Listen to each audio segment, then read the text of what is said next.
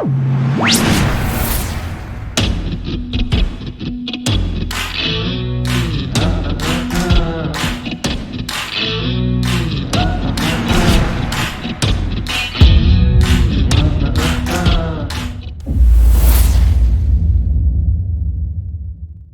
Bible is a spiritual book, given to us by the set-apart Spirit.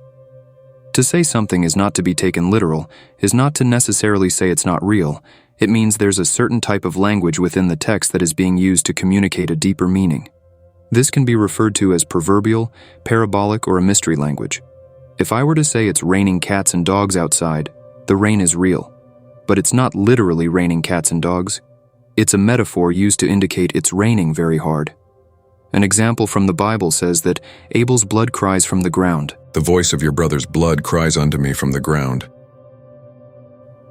Blood does not literally cry. The Bible is filled with this type of rhetoric. It uses stories, allegories, metaphors, parables, and visions. It's up to us to be spiritually mature and discerning, and to know when something is being used figuratively. The Hebrew word midrash, translated story, is connected to the Hebrew word darash, which means to seek, and is closely related to the word derek, to walk a certain way, like to direct us on a path. Your word is a lamp to my feet and a light to my path. Teach me your way, your derek, Yahuwah, and lead me in a plain path because of my enemies. A parable by definition is a story, especially in the Bible, that is intended to teach a lesson, a comparison of one thing with another, likeness or similitude. Parables can be used to take us up figuratively to heaven, show us something, and bring us back down to earth. Think of a parabola, like how a rocket ascends and descends. Many times in Scripture, we see references to heaven being like that of a scroll. All the hosts of heaven shall rot away, and the skies roll up like a scroll. The heaven vanished like a scroll. It's declared that the word is written in heaven. Day unto day the stars in the heaven utter speech, and night unto night they show knowledge. There is no speech nor language where their voice is not heard. The stars tell a story written on the heavenly scroll. Mashiach says Yah's word is truth, and it is spirit, and we're to worship him in spirit. Paul says we're to compare the spiritual with spiritual things. The natural man does not understand these things. They keep looking for things in the natural world. Comparing spiritual things with spiritual, neither can he know them, because they are spiritually discerned. Biblically, bread is food, sometimes translated as meat. It's what sustains you and keeps you alive.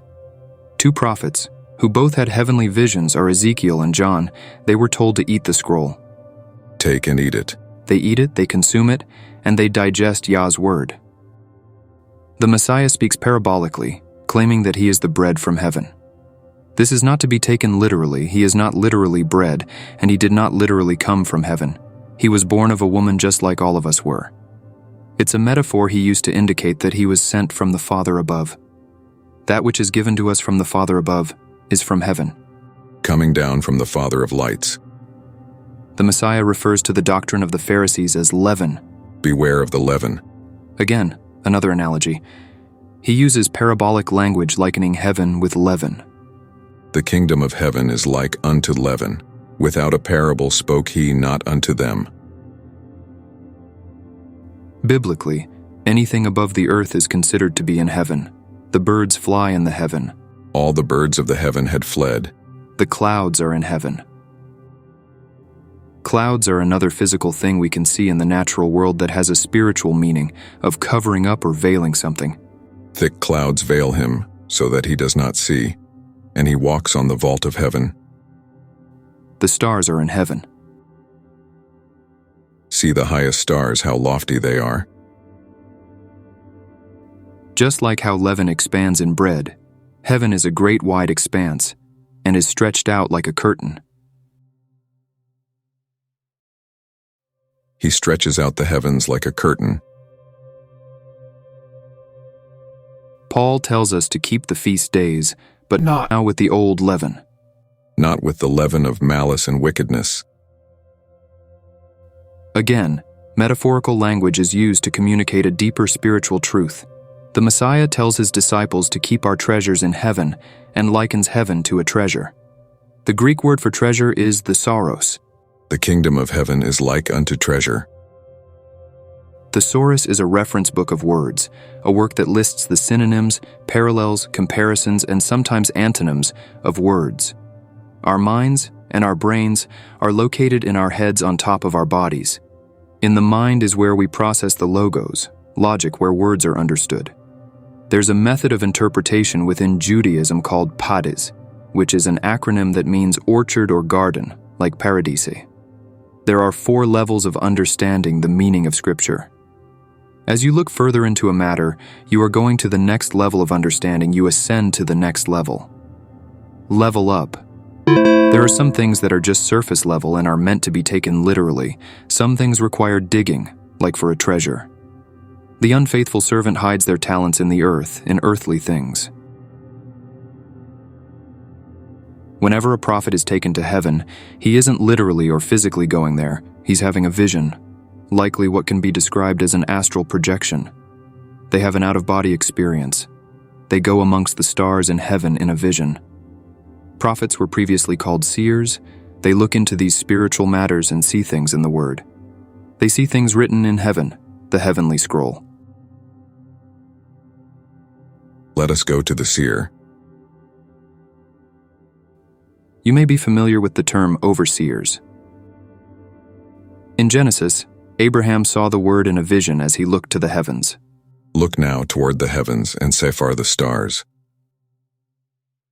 Not of many seeds, but one seed. Abraham saw his day and was glad. We see that Ezekiel was taken up to heaven, but in actuality, it was a vision. The Ruach took me up and brought me in a vision. Yah speaks to his prophets in visions. They see the words, the story, written in the heavenly scroll. I, Yahuwah, make myself known to him in a vision.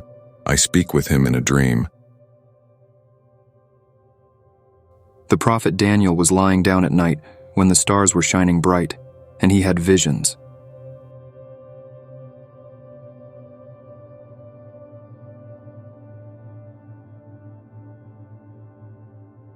I saw in the night visions, and behold, with the clouds of heaven,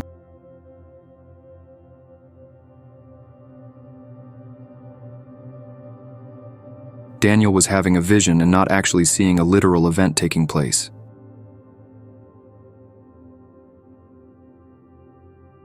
John, in Revelation, has a vision. He's looking into the stars of heaven and is telling a story, a midrash, giving us of a spiritual truth of a physical reality. Read my vision. He's dereking, walking the heavenly path. The word revelation is apocalypsis, which means to take away the veil, to peer into the spiritual heavenly realm. To see what happens behind the curtain of heaven, he's revealing a spiritual truth using physical objects in the heavens that are laid out in the Mazaroth to communicate to us a story. When Enoch was taken to heaven, it was in a vision. He didn't physically go there, as flesh and blood cannot inhabit that realm. Enoch saw and heard as a seer does. I saw with my spiritual eyes a holy vision in the heavenly scroll and heard. The word came unto me. The vision was not literally happening in real time, but it was a poetic portrayal of real future events.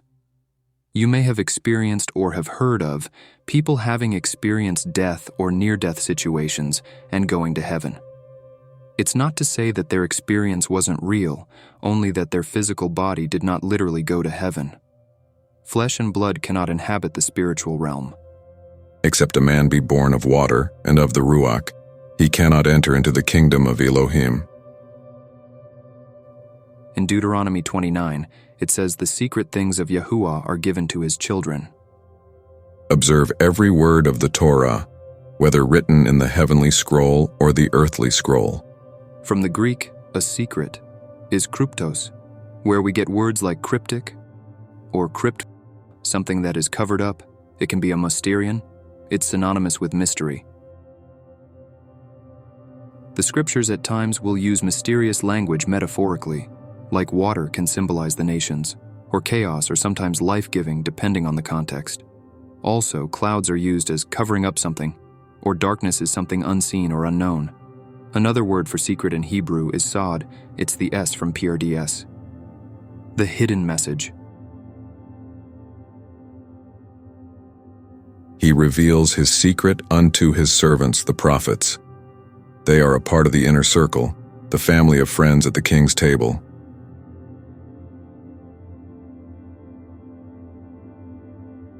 This all points us to the heavenly Mazaroth, which is a path the sun goes through along the ecliptic going through each house, or moedim. A secret can be like a riddle. It's hidden, not clearly understood, it's a mystery, it's a type of prophetic biblical language. Paul says he speaks in this mystery language. We speak the wisdom of Elohim in a mystery.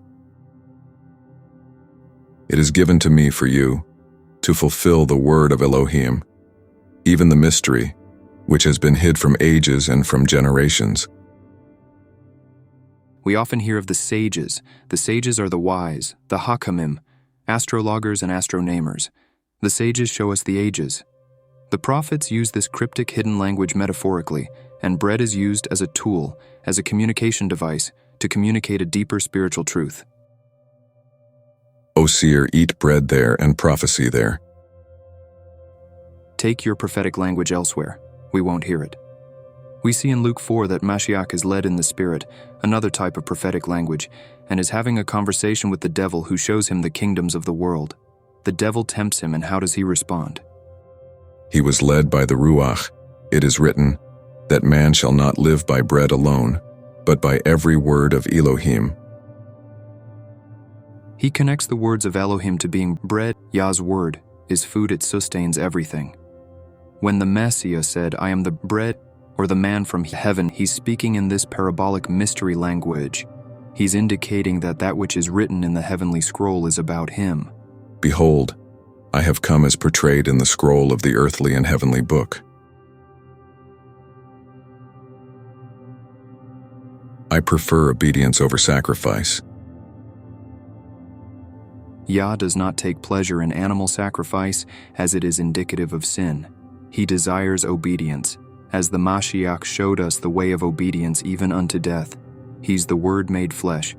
At his death, the veil of the temple was torn, just like his flesh was torn, and his sacrifice opens the Word. It opens the heavens to us like never before.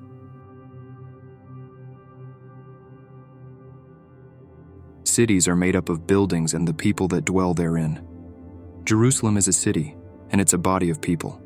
We see this a parallel from the literal to spiritual, that we are like the temple where Elohim dwells. Paul says, You are collectively are the temple of Elohim, and the Ruach of Elohim dwells in you. Peter says, You are lively stones. You are to offer sacrifices of praise on the uncut stone from the altar of your hearts. In John's vision, he says, He carried me away in the Ruach, in a vision, and showed me that great city, the holy Yerushalayim. That which from above is from the Father above.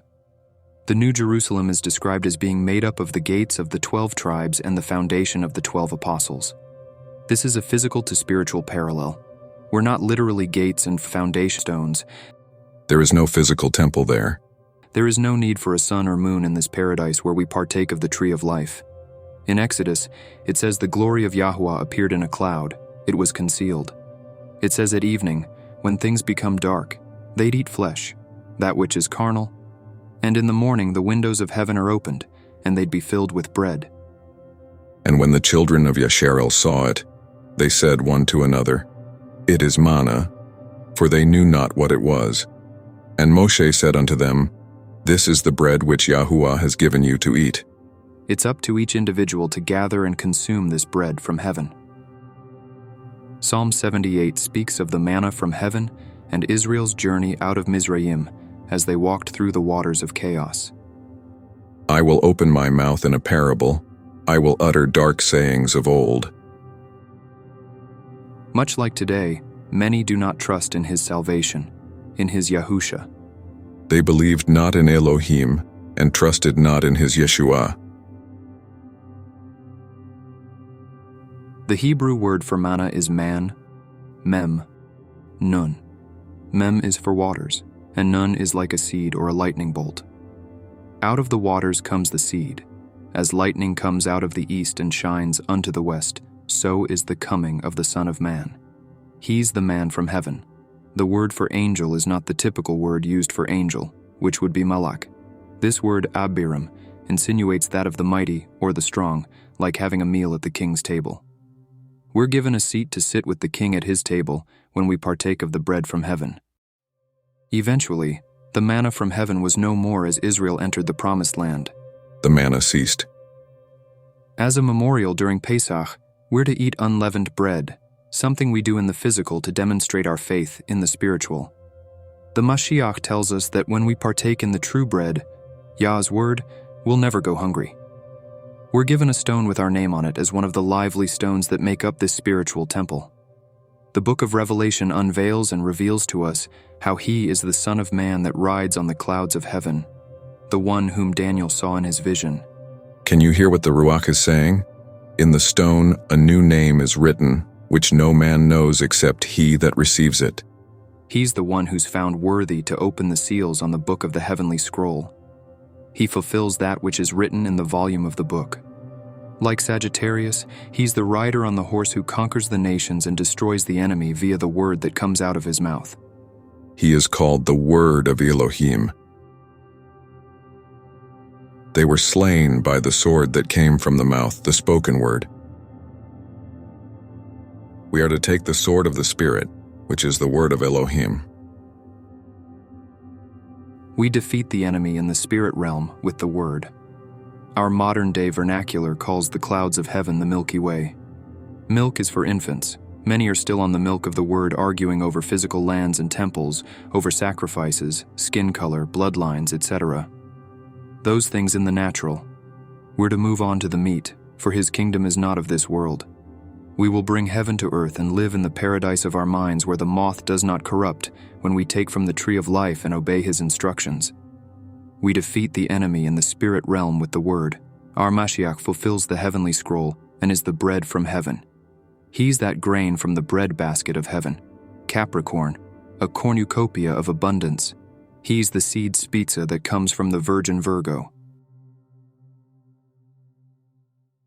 He's the Lamb of Yah that was slain, Aries. The great and mighty hunter of Orion. He leads like the strong bull of Taurus. He's the El-Hibor, the mighty one of Elohim, the strong man like Hercules and Ophiuchus wrestling the serpent. The scorpion of Scorpio delivers the sting of death, but ultimately he crushes the head of the serpent. He multiplies his seed like the fish of the sea, making fishers of men in Pisces. He's the lion from the tribe of Judah, Leo. He gives us that life-giving water from above, so we will never be thirsty like Aquarius. And he brings a just balance, like the scales of Libra. He's the bright and morning star that is sitting on the right hand of the throne, ushering in the light of the world like Venus does in the morning. This is heavenly language. We are the temple. We are the body of Mashiach, the anointed ones here on earth, the chosen ones, the sons of light that shine in the darkness as the stars in heaven do. We're messengers of Yah's word, ambassadors for the kingdom. We've been sanctified and set apart to defeat the enemies of Yah's kingdom, and we do that with his word. Shalom.